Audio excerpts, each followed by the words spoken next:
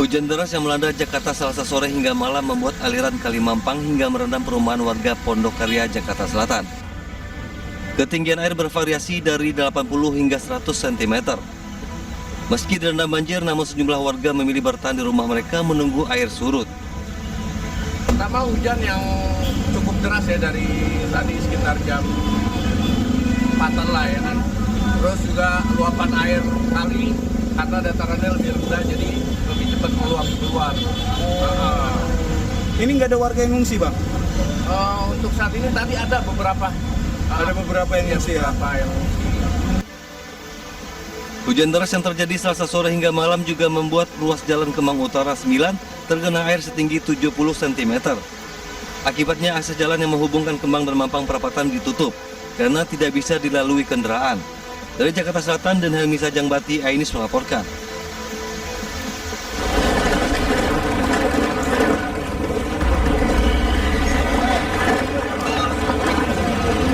Kejar-kejaran mewarnai penangkapan seorang pria berinisial MP 29 tahun di komplek perumahan Jalan Borong Raya, Kecamatan Manggala, Kota Makassar.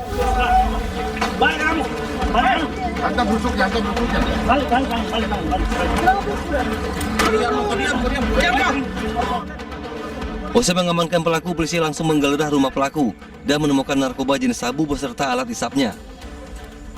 Polisi juga menemukan 23 anak panah busur, 3 ketapel, 1 pisau, dan 1 kenakel. Beragam senjata tajam tersebut diduga telah dipersiapkan untuk perang kelompok dengan musuhnya. Untuk barang-barang ini digunakan setelah dilakukan pemeriksaan, barang ini akan digunakan pada saat nanti perang kelompok. Jadi memang barang ini sudah dipersiapkan untuk melakukan perang kelompok tersebut. Pelaku beserta barang bukti dibawa ke kantor polisi untuk pemeriksaan lebih lanjut. Dari Kota Makassar, Sulawesi Selatan, Muhammad Nurbone, Ainis melaporkan.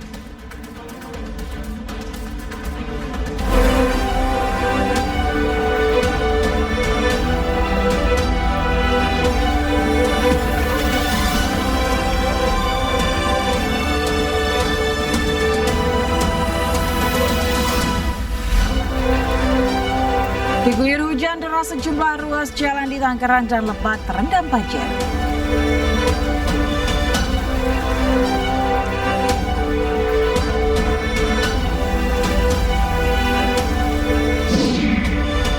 Mendapat ancaman bom, pesawat Saudi Airlines yang mengangkut jemaah haji Indonesia mendarat darurat di Bandara Kuala Namu, Medan, Sumatera Utara. Presiden Prabowo Subianto memutuskan 4 pulau yang disengketakan milik Provinsi Aceh.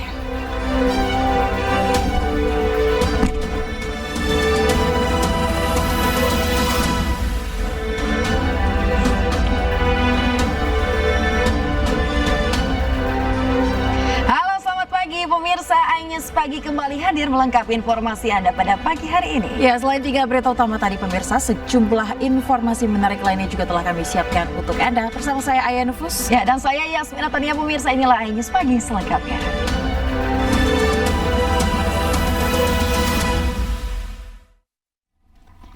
Pemirsa, kita informasi Ainus Pagi hari ini terkait dengan 5 rumah di permukiman padat penduduk di Palmerah, Jakarta Barat ludes terbakar. Sementara di Karawang, Jawa Barat, pemirsa, kebakaran menghanguskan 4 rumah warga.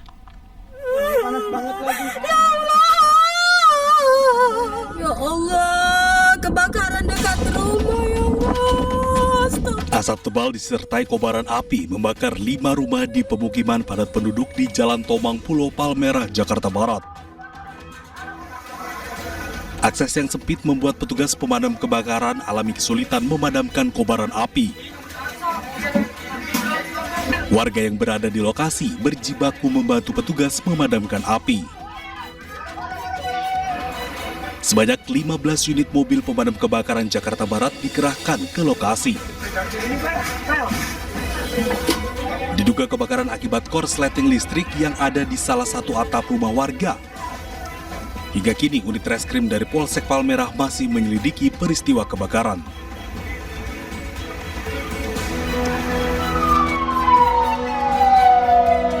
Kebakaran terjadi di kampung padat penduduk di Karawang, Jawa Barat. Api yang terus membesar menghanguskan 4 rumah. Kondisi ini membuat pemilik rumah panik melihat rumahnya ludes terbakar. Menurut warga, saat kebakaran terjadi, dirinya tengah tertidur dan tiba-tiba api telah membesar. Diduga kebakaran terjadi akibat korsleting listrik. Api dapat dijinakan setelah petugas mengarahkan beberapa unit mobil damkar. Tidak ada korban jiwa dalam peristiwa ini, kerugian ditaksir capai ratusan juta rupiah.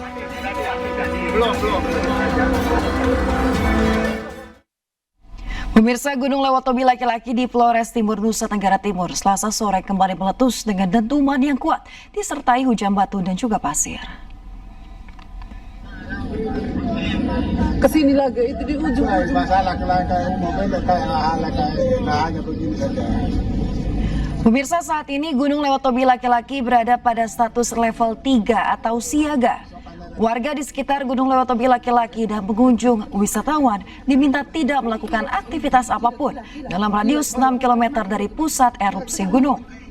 Warga diminta waspada karena dapat terjadi potensi banjir lahar pada sungai-sungai yang berhulu di puncak gunung jika terjadi hujan dengan intensitas tinggi, terutama daerah Duli Pali, Padang Pasir, Dombong, Durapelen, Klatanlo, Hokeng Jaya, Boru, dan Nawakote. Warga yang terdampak hujan abu gunung diimbau memakai masker, menutup hidung mulut untuk menghindari bahaya abu vulkanik pada sistem pernafasan.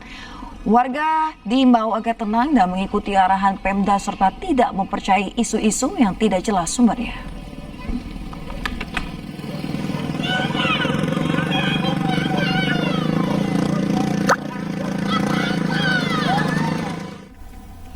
Pemirsa, seorang pelaku pencabulan bocah laki-laki diamankan dan nyaris menjadi bulan-bulanan masa di Kabupaten Bogor, Jawa Barat.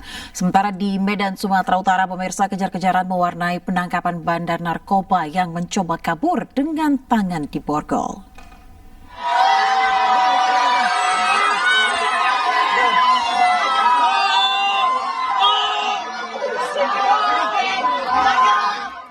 Melihat pelaku pencabulan digiring polisi, ratusan warga yang emosi langsung memakinya.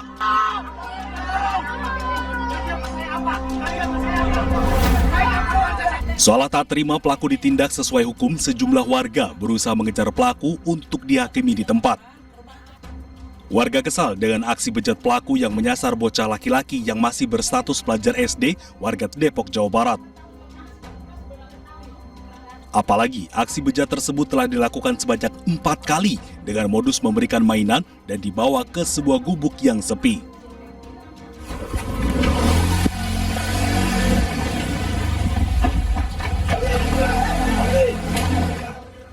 Di Medan, Sumatera Utara, aksi kejar-kejaran mewarnai penangkapan bandar narkoba di kawasan permukiman padat penduduk. Pelaku yang dalam kondisi telah diborgol tiba-tiba melarikan diri ke Jalan Brigjen Katamso, Gang Nasional, Kota Medan. Pelaku akhirnya kembali tertangkap lantaran masuk ke gang buntu. Menurut polisi, pelaku merupakan target lama. Dari hasil penggeledahan, polisi menyita sejumlah paket narkotika jenis sabu siap edar yang rencananya akan dipasarkan di lokasi penggerebekan. Dari Depok, Jawa Barat dan Medan, Sumatera Utara, Tim Liputan iNews melaporkan. Pemirsa, Presiden Prabowo Subianto memutuskan 4 pulau yang disengketakan oleh Provinsi Aceh dan Provinsi Sumatera Utara masuk wilayah Aceh. Hal tersebut disampaikan Menteri Sekretaris Negara Prasetyo Hadi di Kompleks Istana Kepresidenan Jakarta Pusat.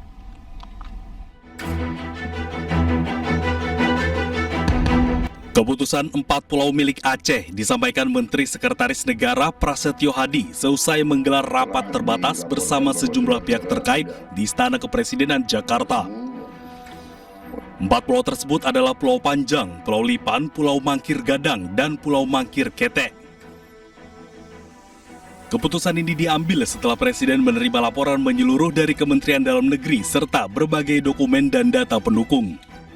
Pemerintah dipimpin langsung oleh Bapak Presiden. Tadi kita mengadakan rapat terbatas dalam rangka mencari jalan keluar terhadap permasalahan dinamika 4 pulau di Sumatera Utara dan di Aceh.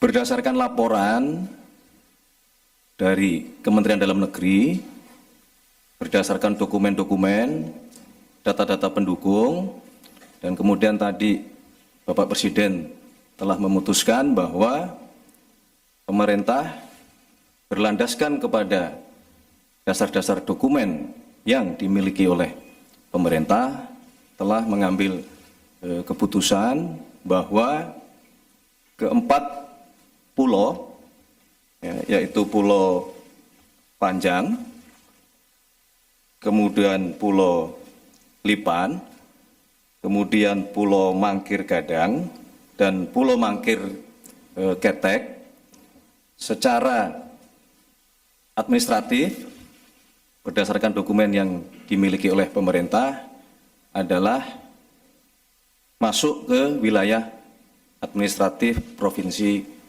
Aceh.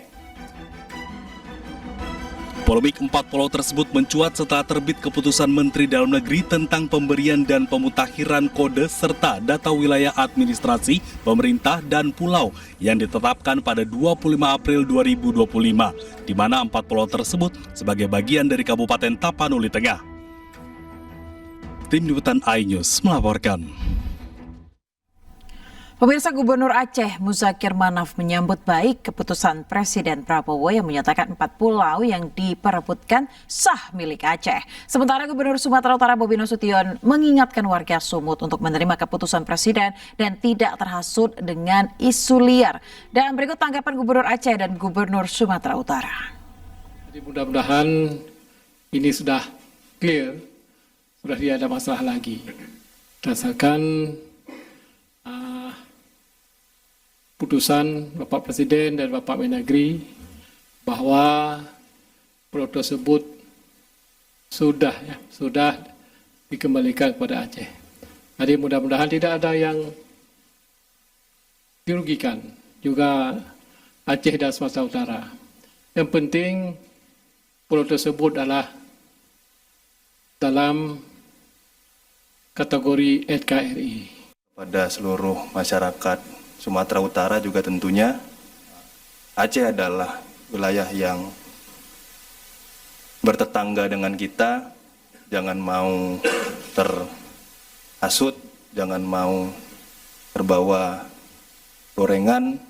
Oleh karena itu apapun kondisinya hari ini, untuk seluruh masyarakat Sumatera Utara, kalau ada laporan ke masyarakat Aceh ataupun sejenisnya, saya sebagai Gubernur Sumatera Utara menyampaikan tolong itu diberhentikan, karena kesepakatan hari ini bukan hanya tentang Aceh dan Sumatera Utara, tapi untuk bangsa dan negara kita. Pak Presiden tadi sudah menyampaikan, dan tadi Pak Gubernur Aceh juga sudah menyampaikan, ini masih masuk wilayah NKRI, dan sekali lagi kami menyampaikan terima kasih atas support dari Bapak Presiden.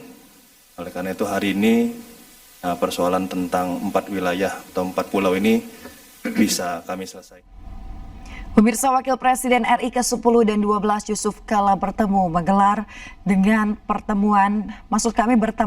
untuk menggelar pertemuan dengan para tokoh Aceh. Pertemuan digelar di kediaman Yusuf Kala di kawasan Jalan Brawijaya, Jakarta.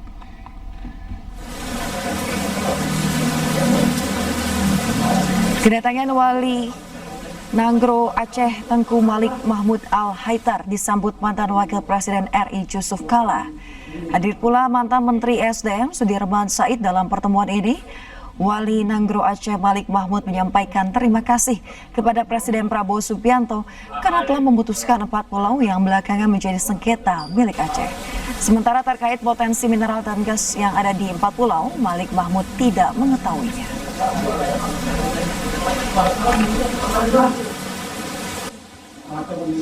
Itu kita belum tahu lagi apakah ada tidak, lagi kemungkinan.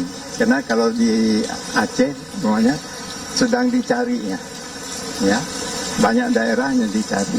Kemungkinan daerah itu juga dicari, dan ada juga daerah lain sudah dapat, ada gas, ada minyak. Nah, jadi itu kemungkinan akan datang.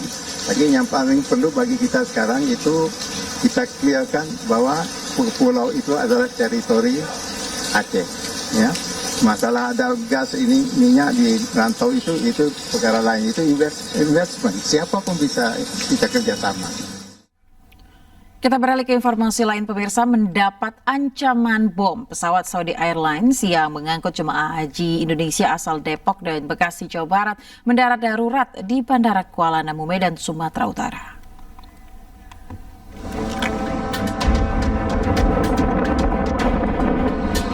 Pesawat Saudi Air SVA 5276 rute Jeddah Jakarta mendarat darurat di Bandara Kuala Namu, Medan, Sumatera Utara usai mendapat ancaman bom Selasa siang.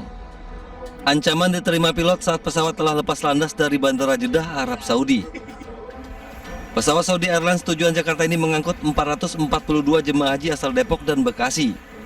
Penumpang pesawat terdiri dari 207 lelaki dan 235 perempuan serta 18 kru pesawat. Pihak kepolisian memastikan jika pesawat dinyatakan aman dari ancaman bom. Polisi juga masih melakukan penyelidikan terkait ancaman bom dengan berkoordinasi dengan pihak Jeddah. Saat ini posisi pesawat dinyatakan clear, baik dari kabin maupun dari barang-barang yang diangkut di pesawat. Dan kami masih lakukan pendalaman terhadap barang bawaan dari para jemaah haji yang berada dari Jeddah. Sementara terkait dengan kronologis dan latar belakangnya masih kita dalami, karena ini masih dalam pendalaman dari informasi dari Jakarta dan Jeddah. Para penumpang sudah dievakuasi dan menginap di salah satu hotel di Deli Serdang.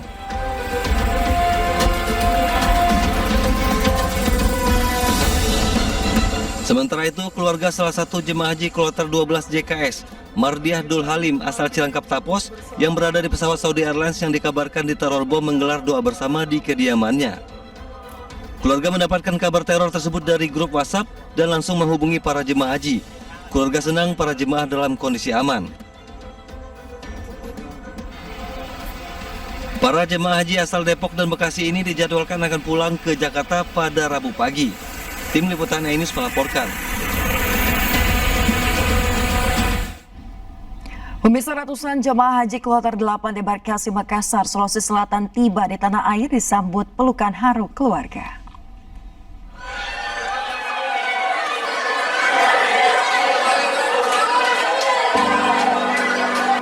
Tangis haru sanak keluarga menyambut kepulangan 391 jemaah haji kloter 8 debarkasi Makassar asal Kabupaten Bantaeng dan Bulukumba saat tiba di asrama haji Sudiang, Makassar, Sulawesi Selatan. Sebagian jemaah haji wanita terlihat tampil dengan glamor, pakaian khas bling-bling menenteng oleh-oleh mereka untuk diberikan ke kerabat dan sanak keluarga. Para jemaah haji asal Bantaeng rata-rata lansia, lantaran menjadi daftar tunggu terlama di Indonesia bahkan sampai selama 49 tahun. Memang Kabupaten Bantaeng ini termasuk dalam daerah dengan daftar tunggu terlama se-Indonesia, bahkan mungkin di semua negara, karena memang penduduk kami kecil, tapi peminat haji itu cukup tinggi. Oleh karena itu kami berharap, kami ingin komunikasi dengan Kementerian Agama agar bagaimana kuota haji di Kabupaten Bantaeng bisa ditambah, karena menunggu 46 tahun itu cukup lama. Para jemaah haji Sulawesi Selatan pun berharap agar pemerintah khususnya Kemenak dapat menambah kuota haji. Mengingat antusias masyarakat untuk melaksanakan rukun Islam yang kelima sangat besar. Dari Makassar, Sulawesi Selatan, Wahyu Ruslan, Ainus melaporkan. Petugas mengevakuasi seorang wanita obesitas berbobot 130 kg yang terjatuh di kamar mandi. Lokasi yang sempit, pemirsa, membuat petugas damkar kesulitan mengevakuasi korban.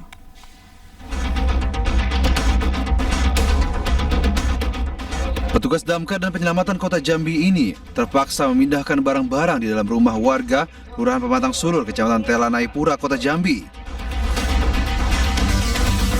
Petugas menuju ruang kamar mandi untuk mengevakuasi seorang wanita, Fajar Dwi Utami, 27 tahun, yang berbobot 130 kg. Wanita ini tidak bisa berdiri usai buang air kecil di kamar mandi. 15 petugas damkar akhirnya berhasil mengevakuasi wanita obesitas tersebut dari dalam kamar mandi.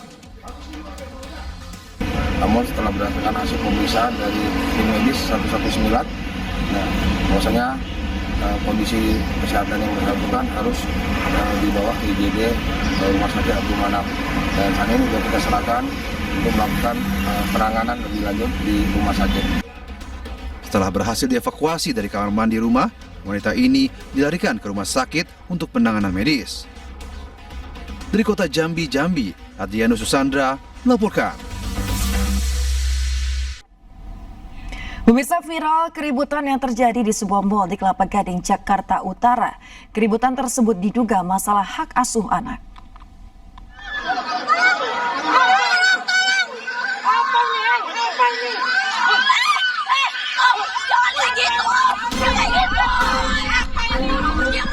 Keributan terjadi antara sejumlah pria di salah satu mal di kawasan Kelapa Gading, Jakarta Utara. Seorang pria memeluk anak berusia 2 tahun dan berusaha mempertahankannya. Sementara seorang wanita dibantu beberapa pria berupaya melepaskannya.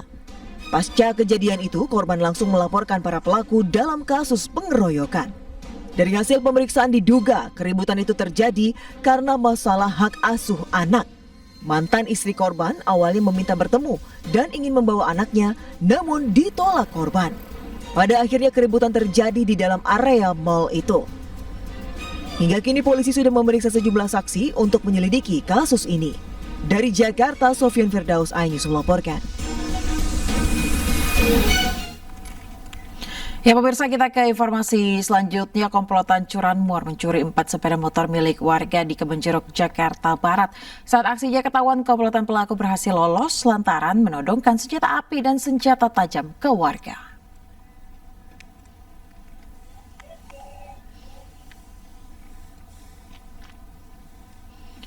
Para pencuri motor ini pemirsa beraksi di permukiman warga di Jalan Haji Domang, Kebonjeruk, Jakarta Barat menjelang subuh. 4 pelaku menggasak 4 sepeda motor yang terparkir di dalam dan di luar rumah. Para pelaku beraksi menodongkan senjata tajam dan senjata api, sehingga membuat warga tak berani mendekat. Namun, 1 sepeda motor berhasil diamankan warga. Warga telah melaporkan pencurian sepeda motor ini ke Polsek Kebonjeruk, sementara polisi masih melakukan penyelidikan.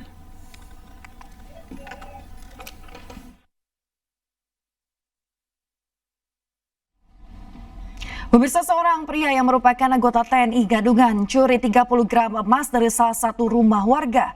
Melawan saat proses pencarian barang bukti, polisi terpaksa menembak pelaku. Di atas.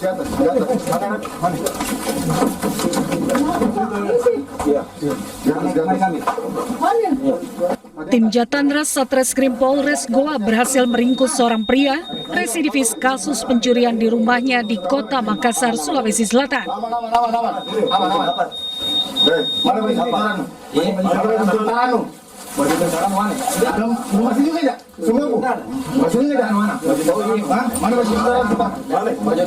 Saat melancarkan aksinya, pelaku berseragam TNI dan mengaku sebagai Babinsa yang bertugas di Benteng Somba Opu, Kabupaten Goa. Pelaku pun menawarkan bantuan sosial kepada warga.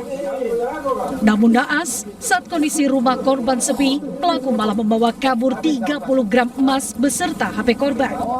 Modusnya, pelaku ini mendatangi korban dan berpura-pura menyamar sebagai anggota TNI, yaitu Babinsa. Sehingga pelaku menyampaikan kepada korban bahwa akan ada dilakukan pendataan di Armet, pendataan untuk menerima bansos. Ketika dilakukan pencarian barang bukti, pelaku sempat melawan hingga polisi terpaksa melumpuhkan dengan tembakan.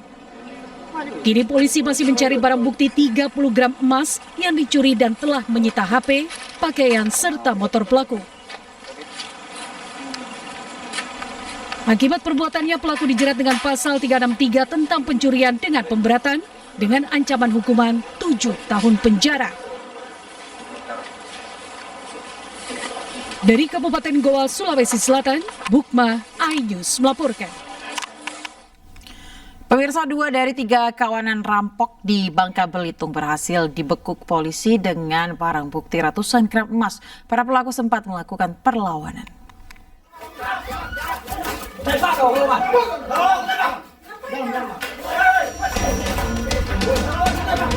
Seorang kawanan rampok dibekuk tim Kelambit Satreskrim Polres Bangka Belitung di salah satu rumah warga yang dijadikan tempat persembunyian kawasan Kecamatan Belinyu.